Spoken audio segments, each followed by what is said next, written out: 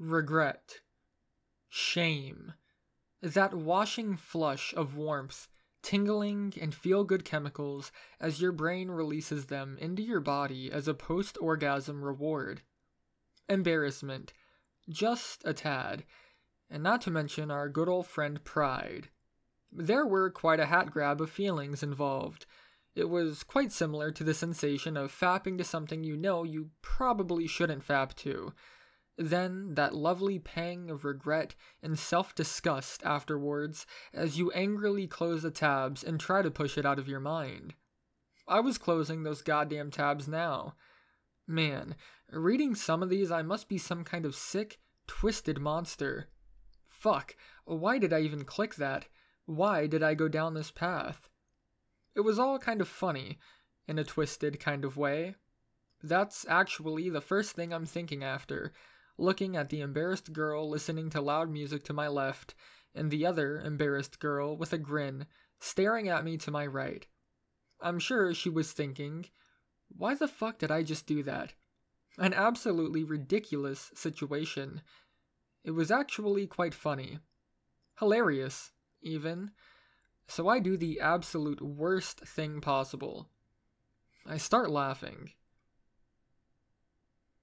I can't really describe why I thought it was so funny. Maybe it was kind of awkward laughter at first, but then I was just full on echoing. Deep, cheerful, and hearty laughter rings across the entire car. Glasses is half staring at me through the rearview mirror with a look of curiosity. Freckles was trying to watch us with her face all scrunched up in disgust already. So, being completely turned around, she's giving us a downright look of bewilderment. Blondie gives up her pretense of facing forward and not looking. I'm pretty sure she was trying to peek while pretending she wasn't. And she turns around in her seat to see what's so funny. Now, if this was a couple of years ago, I would have probably been murdered 5 different ways. 1 including scissors, 2 including the seatbelt I was wearing, 1 including a bag of pretzels from the snack bag, the 4th and 5th involving 2 bags of pretzels. But a funny thing happens when you're in a stable relationship with someone. It's called trust, or understanding, or just pretending everything's fine and bottling it up. Things that would blow up back when you were just starting out, just kind of glaze over like they don't matter. Or your partner simply understands you. So Raven starts laughing too. Blondie is at a loss. She's trying to figure out what's so funny. From what everyone else in the front of the car could tell, this was some serious lewd going on back here. But the truth was, they couldn't see what was happening. Blondie asks the question on everyone's mind. What's so funny? Did he squirt it somewhere silly or something? Oh wait. She's serious. Raven and I laugh even harder. Gadget takes off her headphones to answer Blondie, who is turned all the way around in her seat. She actually does something very interesting. Gadget tells her rather loudly so that the entire car can hear, "They faked it. They're just messing with you." She denied it. That, I'm embarrassed I witnessed that, so I'm just gonna pretend it didn't happen. Kind of denial. I'm still giggling. Gadget seals the denial deal. They just wanted me to pretend they did it. This just keeps getting better and better. But the worst part was that none of the other girls could see what was happening, and Gadget had the most sincere and unentertained face on you've ever seen. So they just believed her. We've only been in the car for an hour, and already I'm enjoying this trip immensely. But we finally weave our way out of bad traffic and onto the 15. It's a northern road that crosses through some mountains to get out of LA and into the desert. Pretty much the only way out of Los Angeles is through the goddamn mountains. I'm not going to pretend everyone knows the roads down here, but it's a highway and it's going north. Nobody seems to have any last calls for anything we're missing, and we watch as the city dissolves into hills covered in scraggly dry bushes. Most of the initial buzz of talking and catching up on events, details, and aspects of our lives kind of continues. Blondie brings up a fancy dinner she went to with family recently. Glasses mentions her aunt, who she hated, being in town, and how glad she was to be out. Raven unbuckles and lunges headfirst into the back of the car, wiggling her butt around for a full 3 tempting minutes as she tries to find a pillow. I resisted the urge. Sorry, Anons. And then she ended up leaning against the windowsill and declaring she's going to have a nap because she didn't sleep very well. Nobody bats an eye at this statement. I smile internally. She curls up and the conversation continues. Gadget mentions a new album she wants to get. It was called Crush on Something. Freckles starts up a discussion that I'm pretty sure is her covertly telling the car how much she hates me. She keeps it rather down low, not really insulting me directly, even though I wouldn't put that past her. Little subtle snippets kind of drive it home, like she compliments all the girls in the car on their outfits, and doesn't say anything about me, even though I'm actually wearing the same thing as Raven, with long pants instead of stockings. I guess the lack of stockings just means I'm not nearly as cute. Then she kind of goes into a tirade about how every guy she knows at our school is an asshole, which I try and join the conversation, pointing out that lots of the guys I know are assholes too, but some are rather fun to hang out with. She interrupts me. I can't even get around to listing potential bros from school.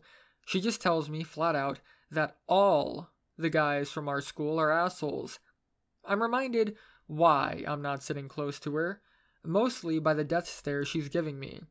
I don't know if anyone else notices, her green eyes burning like a flaming piece of copper. I didn't do anything. I guess the lack of stockings just means I'm an asshole too. Notes taken that Freckles is never going to like me. Blondie mercifully changes the subject.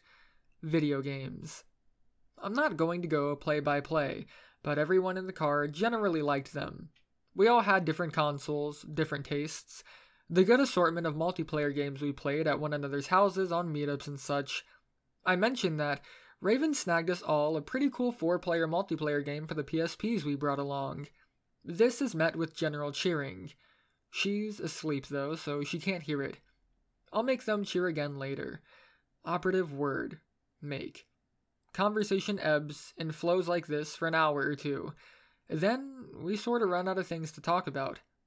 The problem with the road that we were on is that it was going northeasternly, which is a city, and then mountains, and then another very sparse city, and then, well, nothing. There's absolutely nothing out here. Shrubs, more desert, hills, mountain things, and desert. It's a very, very boring stretch of road. Mostly, we were just staring out the windows and watching the world go by. I found my mind wandering to games I used to play when I was younger. I start imagining a little running guy, keeping pace with the car on the side of the road. I guess, in my mind, he had always been a stick figure, jumping over obstacles, ducking under and hopping over things. It was a relaxing way to watch the areas we passed through without thinking too much. I gave Gadget a nudge. She was staring out the same window, pulled half the earphone away from one ear. I requested that she got out the splitter of her extra pair of earbuds. Lewd. Except, not really.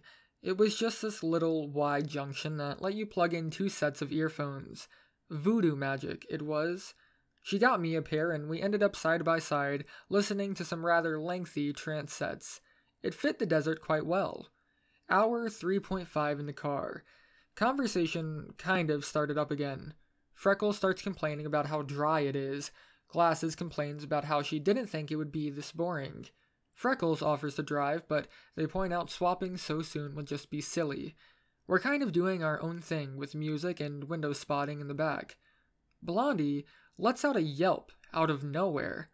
I look up, alarmed. Please don't be dying of boredom, Blondie. She catches my eye and waves it off. My ears are popping.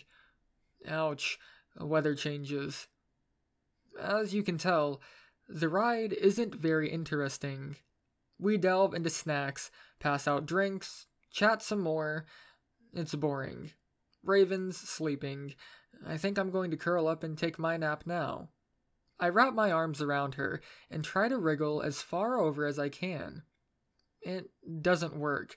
Whatever I'm doing, the seatbelt is in the way, and I can't get my head over to her red pillow. I'm far too white to take my seatbelt off and sleep in the car. Shit's just not something we do. Safety first, man. I sometimes find myself standing, waiting for crosswalk signals in the middle of the night with no cars on the road to be seen. It's like jaywalking doesn't even come to mind. Gotta follow those rules.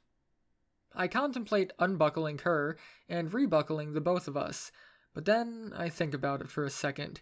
She's got a white pillow out of the back. That's enough to set me into panic mode. Something's horribly wrong. I yell at Glasses, "Pull over right now." When someone yells this in a car, everyone starts to panic. It's like emergency mode just activates, and everything goes slow. Heads whip around to see what's wrong, and they find me. Blondie screams. Freckles shouts, "Oh my god!" I've got my seatbelt unbuckled now. No words, just actions. I'm crawling across the seat, across Raven. Her head is still on the windowsill, and I'm trying to wake her up. I'm frantically shaking her awake. The edges of her pillow are still white, but the middle, her face, and her jacket are covered in blood. She wakes up quick from all the noise and shaking, and meets my eyes. I can see the fear reflected from them, to her own, to mine again. The car's stationary, and Blondie has crawled over beside me, a look of horror on her face too. Across Raven's face is what looks to be a river of blood, from her nose, down her mouth and chin, half covering the cheek she was sleeping on, drenching the pillow and her jacket with spots.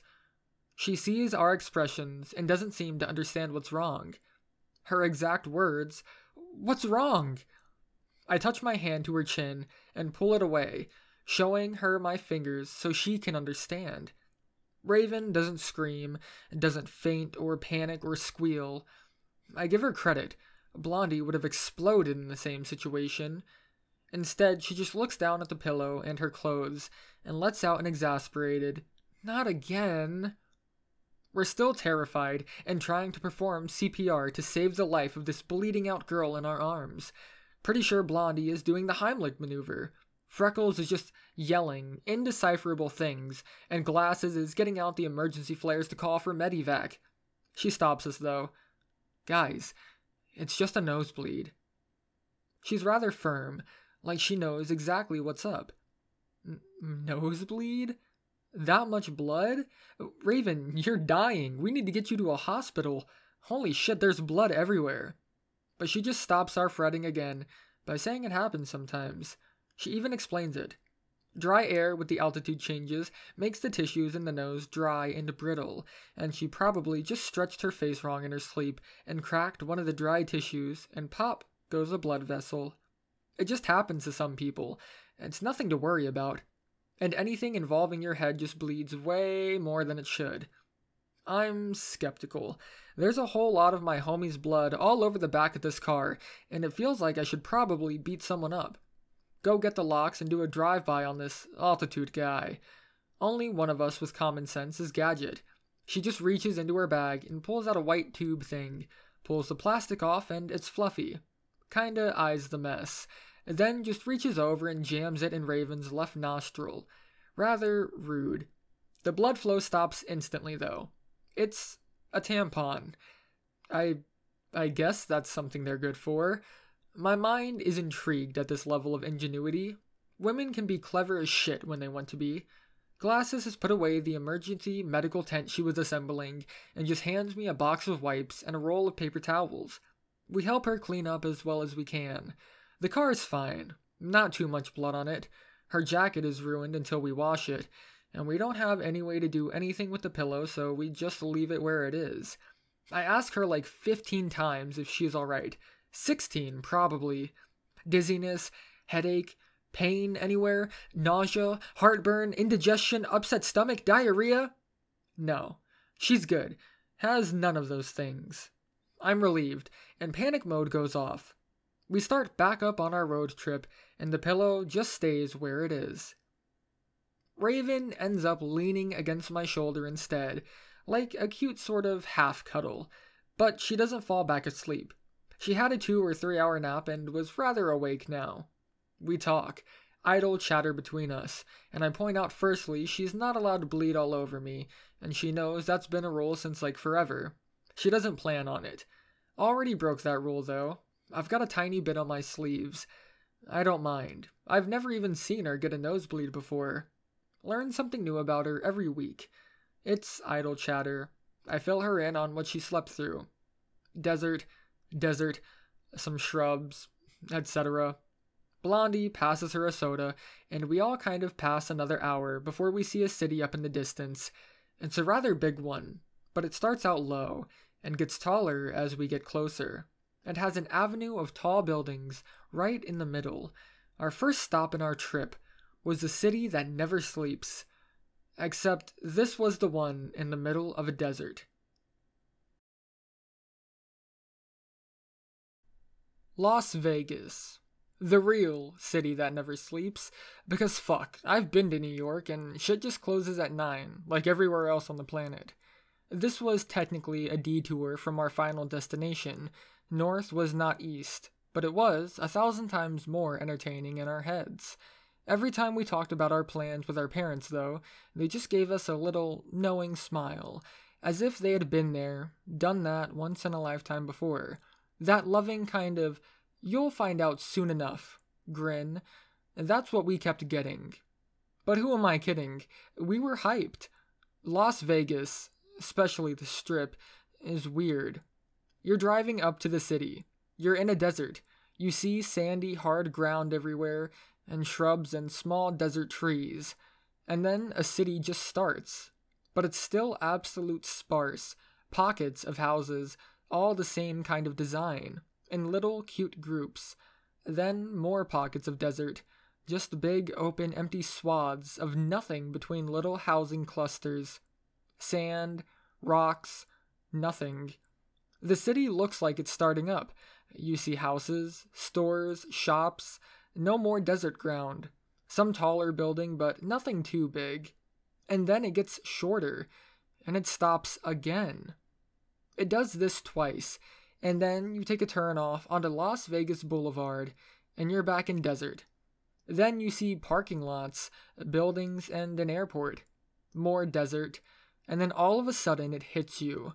A wall of buildings, towers, spires, skyscrapers of reflective glass, lights, sounds, music flooding into the streets like crashing waves, avenues of lights and wonder for pedestrians only, fountains, a bustle of traffic, food and restaurants glimmering out of the mess like delicious diamonds.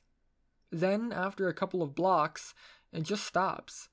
It's just houses and homes, normal stores and places past that. Then 10 or so more miles and it's just desert again. Patches of houses but mostly barren. Like some miraculous uprising, an oasis in a sea of sand. We drove up and down the strip 3 times. It's really just one road that's got everything on it. Just looking, eyes plastered to the windows. Little kids at a candy store. And much like children, we made all the right sounds too. Exclamations at different things. We should go there, or, ooh, that looks yummy. Even the basics, simple words of wow and cool. We were very much 10 again at heart. But it doesn't matter, because everyone agrees it looks like we've made a great choice. There's crowds on the streets, and we want to join them. So Freckles pulls out the little brown binder and starts going over the places we wanted to look at for hotels. Not too far away, a couple minutes drive from the strip. Perfect. And then Blondie interrupts. The secret that she's been keeping. Hey, guys, you know my dad? She's rather timid. It's a quiet question. Of course we know her father.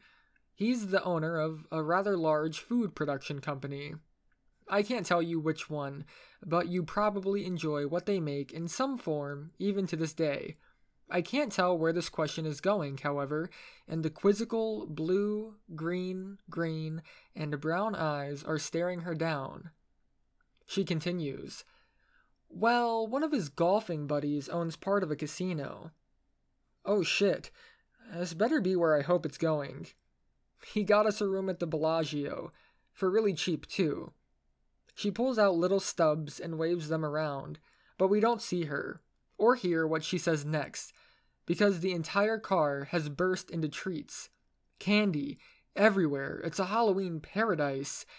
Ever been in a car with multiple screaming, cheering women on? It's really loud, but it's that good kind of loud, where everyone's yelling and it makes you feel good. Makes you want to yell too. I'm pretty sure I did. Must remember to tip glasses for not crashing the car. Now, the funny thing is that we had no clue what casino this was. None of us were from Vegas, and we had no clue what any of these buildings were. They were just shiny towers. We thought we were going to stay in some neat little couple-story high-rise with silly colored spires that we saw on the way in. Nope. Blondie gives us directions, and as we're driving past a near block-long lake, she tells us to turn right. Obviously attempting to have us drive off the road and into the water, drowning us all. But Glasses is sensible and just takes the road that comes up next. It's lined with trees, and towering over it is a giant casino, right next to a lake with overhanging buildings connected. It's fucking huge, and looks expensive as hell. Jaws drop. There's no way we're staying there. It's just silence as we pull up to the front, underneath this giant overhanging canopy that's way above the road. Holy shit, holy shit, holy shit. A valet guy comes up in some swanky outfit, and we ask first to make sure it's the right place. He tells us he can either park for us, or we can park in the complex so we know where our car is. We pick the second option and spend 10 minutes figuring out where to park, where we've parked, and how the hell we get to the main building. Which is like the worst part of anything car related, I swear. Then the women spend another 10 minutes trying to figure out what they should bring up to the room, which, I lied, is the worst part. So, carrying about 1,000,000 different bags, we tumbled down the entrance and went in the front. Glasses mentions we left our jaws in the car. Crazy high ceilings, crisscrossed beams and lights, tons of shit to look at, like these giant glass star flowers-shaped things on the ceiling, like an upside-down field of giant tide-dyed daisies. Flowers, restaurants, and signs to go places. And then the best part was the floors. They were shiny as fuck. I could see my own reflection in them, shiniest floors I'd ever seen. I mean, everything else was pretty fancy, but those floors... Who cares if Russell traces them? That's just what I remember the most. Check-in goes smooth. Whatever the stubs are, they have enough information to confirm we are who we say we are. They give us a bunch of these annoying card things and send us towards the elevators. Ends up, we've got 2 rooms, side by side, around midway up the building. Cards are split. Raven, myself, Blondie in one room, Gadget, Freckles, and Glasses in the other. It takes us a good minute to make the stupid cards pass correctly through the door, locks to click, and makes this buzzing sound. Then we get let in. Consecutive gasps and ahs from both doorways as we pile inside our respective rooms. It's the normal rush of checking out everything as the bags are thrown willy-nilly, and we have to check every inch of that room. The bathrooms are gorgeous. Tile everything with giant glass showers and a big separate tub. It's pretty funny. They look like Birthday's master bath. 2 beds, so someone's gonna have to double up. Then we get to the windows. We open the curtains, and there's just a crazy view of a huge part of the strip, plus this giant lake thing in front of the casino, and then a goddamn Eiffel Tower across the street. Pretty Zeus damn awesome. I feel like these rooms cost a fortune. I was wrong. The rooms were actually rather cheap, even if you don't have friends in the business. Casinos typically make more money off of you in the tables, so they lure you in with inexpensive rooms. Raven's taking stock of the freebies. If you're in a hotel, everyone does this, don't lie.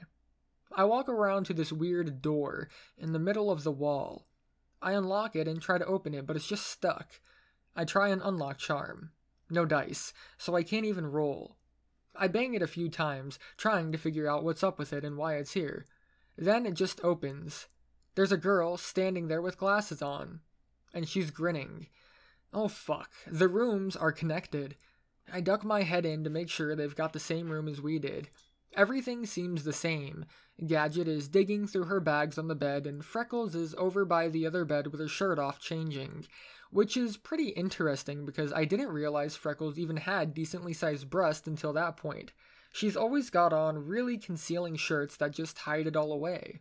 But I can see her bra now, and realize she's decently endowed. Except, uh-oh, she sees me. I try to duck my head out, but it's too late. I'm dodging shoes like George Bush. She's screaming about me being a pervert. Glasses has just propped the door permanently open and walked away. I'm yelling about it being an accident and telling her that I was sorry. She's not having any of it, practically trying to get Gadget to agree I raped her. Our argument gets even more absurd from between the rooms. The other girls are just ignoring us and going about getting everything in order. I hear yells from Freckles about me being a pedophile. What? Fuck you, that's not even fair, I start yelling at her. Technically, you're older than me. She doesn't miss a beat. Yeah, but I'm still underage. I swear to God, woman, this isn't how any of these mechanics work. We keep it up, and I'm genuinely entertained. I think she's really mad, though. Secretly, I'm just waiting on Raven as she changes out of her semi-blood-soaked attire, just dried brown splotches now. She's got no shame undressing in front of me, still doesn't wear a bra very often. I love her chest, perfect mouthfuls. She doesn't like it very much, though, for quite a few reasons. The biggest one is that the spaghetti strap top she's just put on makes her look like she's 12. I politely point it out. It's not a mean thing, I just tell her that her eternal youth in a place like this could be a curse. She agrees, and throws on a padded bra. Could probably pass for 18 now. Blondie looks like she wants to change too, into a rather nice dressy top. I stare her down, waiting, watching, grin to reach the heavens across my face.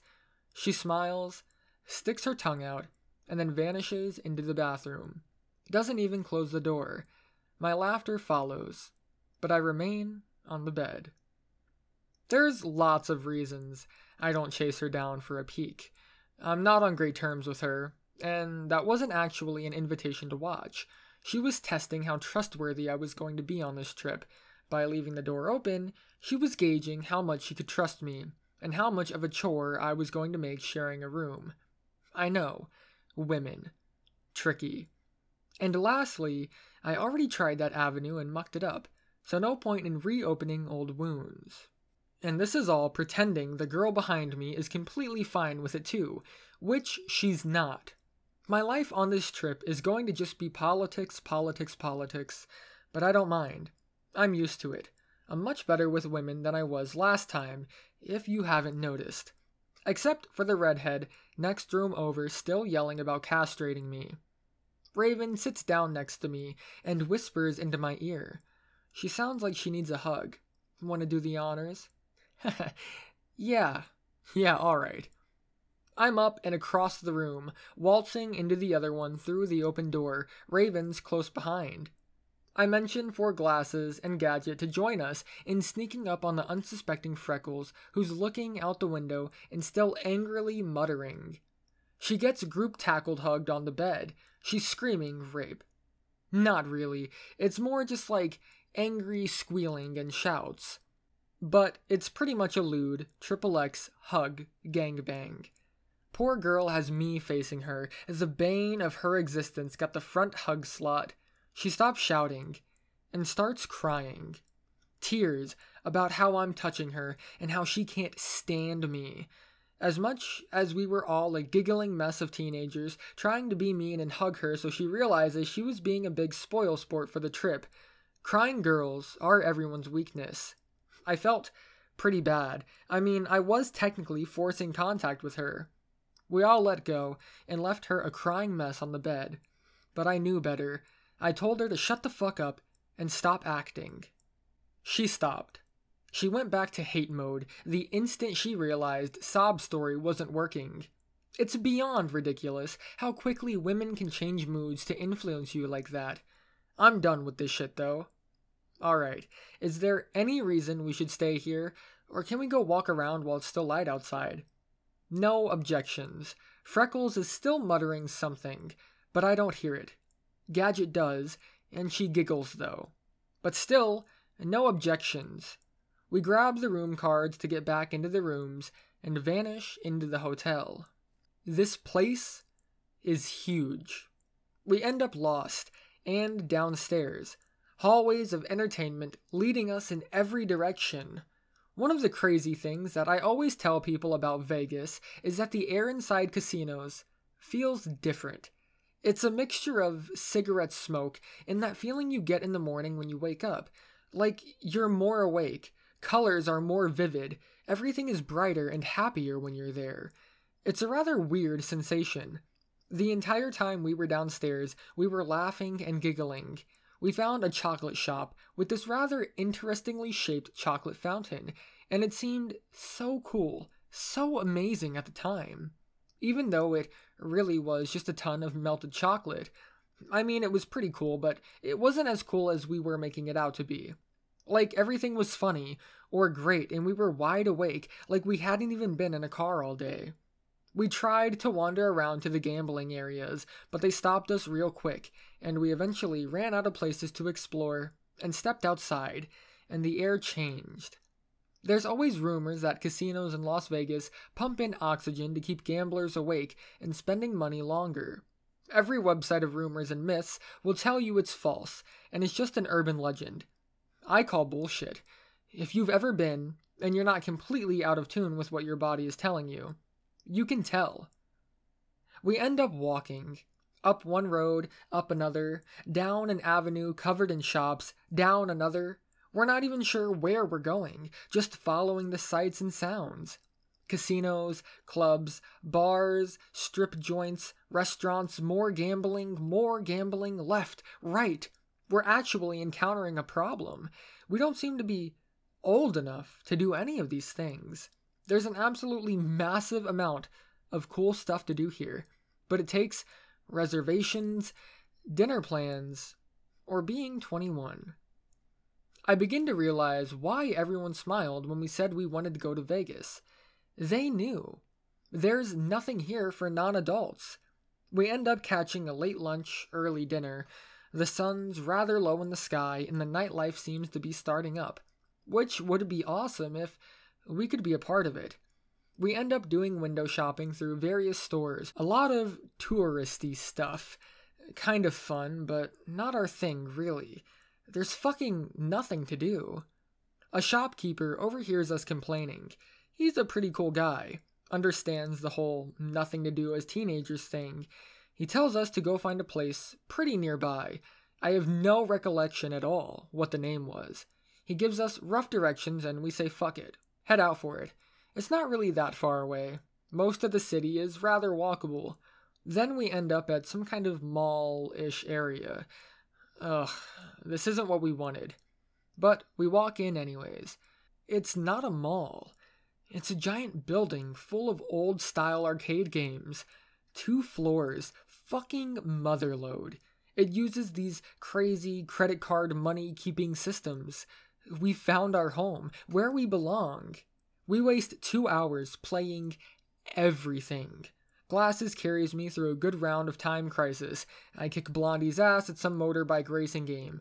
Raven and I run through at least 13 levels of some crazy genetic experiment island dual shooter where we're on a car. Then, at the end, it gives us our score, and it ends up it was a relationship compatibility test. We got a 30% or something. That's really awful. Seemingly, it meant even though we completely beasted the game, we weren't ever shooting at the same things as one another. That pretty much sounds like Raven and me anyways. It's fucking great though. Blow through $40 altogether. And we're not even mad. We just went to Las Vegas to play video games. We end up heading back to the rooms at the Bellagio, kind of happy with ourselves, and kinda just plain angry. It's only about 7:30. We're really just bored of the place already. We end up piled on one bed, backs down, feet on the ground. Fuck, What do we do? Raven mentioned some giant outdoor avenue with a big TV screen draped all across it. We all agree that sounds cool. It's supposed to play shows every hour. Still not sure there would be anything to do there. Gadget has a solution. She digs into the suitcase she brought in and pulls out a bottle of gin. Ha, alcohol. That's exactly what we need. Ends up our tech-savvy gal friend ordered it online. They just ship it to you in a box and don't check IDs or anything. Why didn't I ever think of that? We've kind of discovered our own personal tolerances by now, so no worries about drinking a bit. We all end up at 2 shots each, more or less, and the coolest thing, we had kind of been missing them or getting the ending parts of the fountain shows, but as we were drinking, one started right up. The lake right in front of the hotel just burst into sprays and jumping jets of water, and they were blaring music across the entire area. Rather cool. We were all piled against the window trying to watch, completely forgetting we had another room with a window too. The rest of it was actually pretty blurry. Not hungover blurry, mind you, just a nice kind of fuzz over the entire thing. We ended up going downstairs, found some kind of limo taxi and piled in. Someone knew what the place was called, and we ended up at a huge avenue of places full of interesting things. Loud music, lights, sounds. The floor was covered in thousands of business cards. Well, if you considered them businesses. Strippers, hookers, casinos, lounges, bars. I suddenly knew where the rainforests were going. I picked up a handful because I found them entertaining, and shoved them in my pocket. I wanted to read them later, or keep them as souvenirs. Gin was the proper drink for this experience. We wasted a good couple hours. There was an outside concert or something nearby, and we wandered over to that, back and forth. Eventually, we got split up. I ended up with Freckles and somehow nobody else. I would explain how that happened, but I don't really know. She wasn't that bad, actually. We were too enamored with some of the shops for her to notice she was tipsy and spending time with a boy, until she stumbled on a curb and tripped. Then I reminded her. A pretty, innocent girl, just asking to be saved. I start to ravage her. I offer Freckles my hand. Here, let me help you up. I watch the look of horror cross her face. I insist. I hint as I turn my palm upwards. Her heart rate increases. She can feel the oppression washing over her, the stares of nearby men piercing her with their eyes as I held out my hand to offer male assistance in her time of need. She places her hand in mine, trembling. Clearly, this is her first time. I savor the quiet, dry heaves as I help her to her feet. I smile and lean over to the clearly distraught girl, whispering into her ear. It was my privilege. She's rather quiet after I help her up. I don't expect to understand why because we weren't talking much. But I get a phone call. It's Glasses, and she says we should all meet up again. Locations are given, ones we kind of know, and we show up in a group again. Glasses, Raven, and Gadget are all holding red cups of more liquor as far as I can tell. Ends up they got some older guys to bring them some. Then they snuck off. Lucky bastards. Being girls is cheating, I swear. Raven asks where Blondie is. My words exactly. What do you mean? Her words exactly. Well, she went with you guys. Oh, my words exactly? Fuck. I just turn around and rush off to retrace our steps. I don't even take any of the other girls with me. I guess I'm thinking that I have a phone and I can just call them if anything happens. That's a dumb thing for me to do. I rush around for 5-6 minutes before I figure out where we left her. She was talking to some guys and we didn't even realize it. I head back to the musician stage we were by. It's rather tough to search for someone when there's a huge crowd of people everywhere, but I tried my hardest. She was shorter than most of the crowd though, so it was really tough. Even though not too many girls had blonde hair, I couldn't spot that.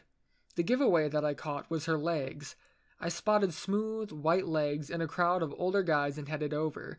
Lo and behold, I found Blondie, with an older guy, hands around her waist. Not just older. This was some mid-20s scumbag.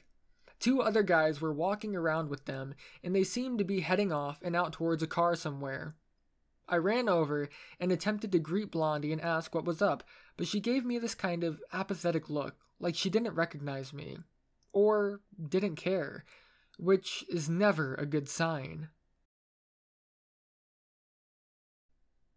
So, I tried some things that I was too young to realize wouldn't work at the time. I started saying she was rather drunk, and I was going to make sure she got home.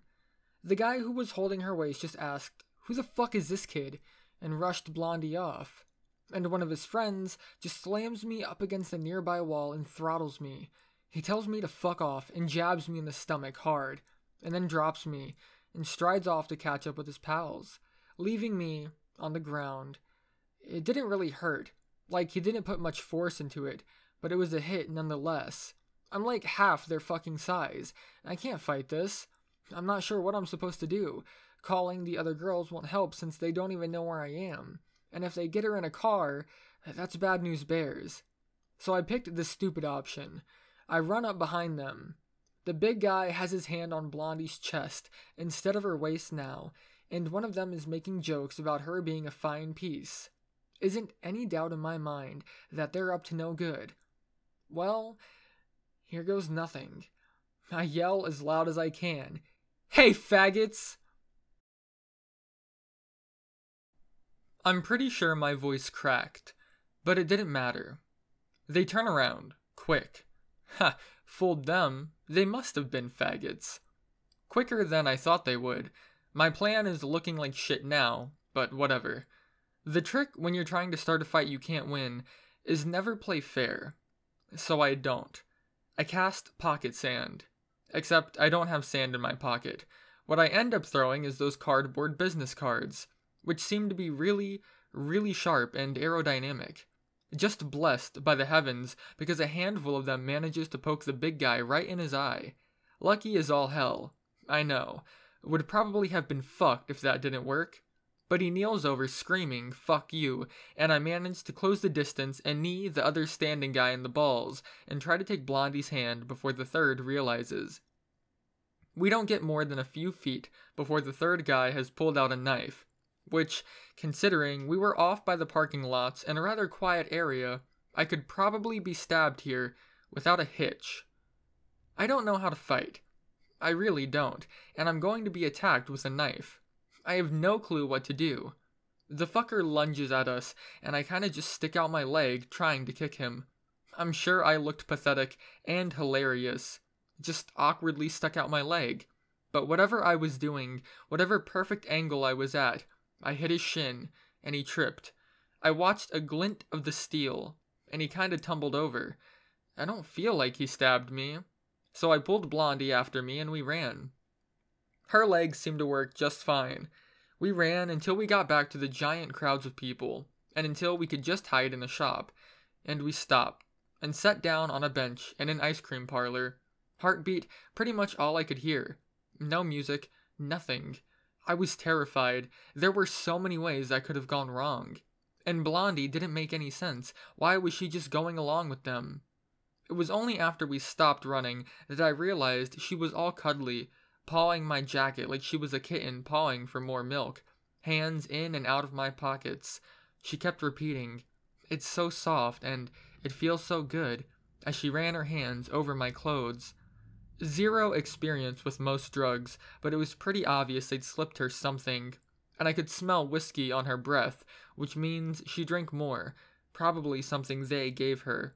Stupid fucking girl. The strike to my ego comes next. I didn't win that fight. Alcohol won it for me. Those blokes were probably drunk and high as shit. As much as I want to pretend I stopped that guy with a knife, it's more likely that he just got surprised when he felt my foot and tripped over himself. It still counts though, right?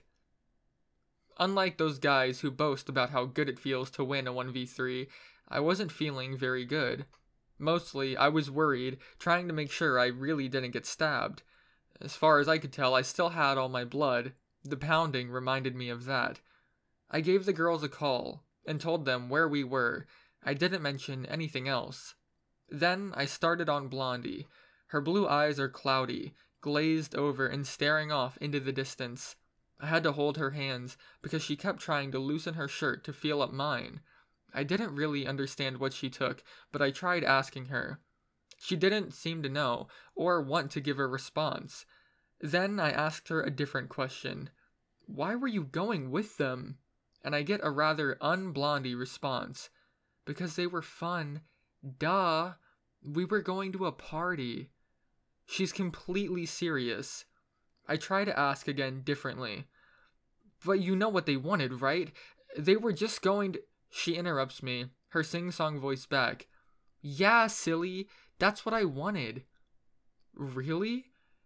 I give her that look. That, did you really just say what I heard you say? And then she kind of smiles and continues. I wouldn't have minded anyways. I don't have a response. I just say what I'm thinking. You would have minded later. I rather blurt that out. I guess in my mind she's still an innocent princess. Her smile changes to a frown. Then I get a maybe, but at least they liked me, before she curls up onto my shoulder and closes her eyes, implying she's not. The other girls show up, and questions are asked about what happened. I don't answer them. We haul Blondie back to a main road and grab another taxi. She's back to trying to take off her clothes. I have no clue why. It takes all of my effort to keep her hands in modest places, for her sake, and to make sure the driver doesn't crash. I explain the events, editing it slightly for the female audience. AKA, I tell them I just found her and they let me take her back to the parlor without a fight. Telling them I was dumb and heroic isn't positive points, no matter how much you think it is. It's Blondie's story to tell anyways. Almost getting drugged and raped is not a point of pride. If you got lured off to get raped and your friend came and saved your ass, do you really want him to come back boasting about how great he is and how stupid you are? Or do you want him to stay silent? Let it be a quiet point of solidarity between you. And I owe you one. She is obviously on something though. Gadget determines it's MDMA, which seems to be pretty popular where she came from. I guess liking or hating the feel of clothing, false intimacy, and blurting suppressed emotions were pretty common effects. There's tons of night events as we're driving back, billboards for magic shows, concerts, parades in the street. There was even a group of dancing street guys performing on one of the corners. Lollycatgirls.swf.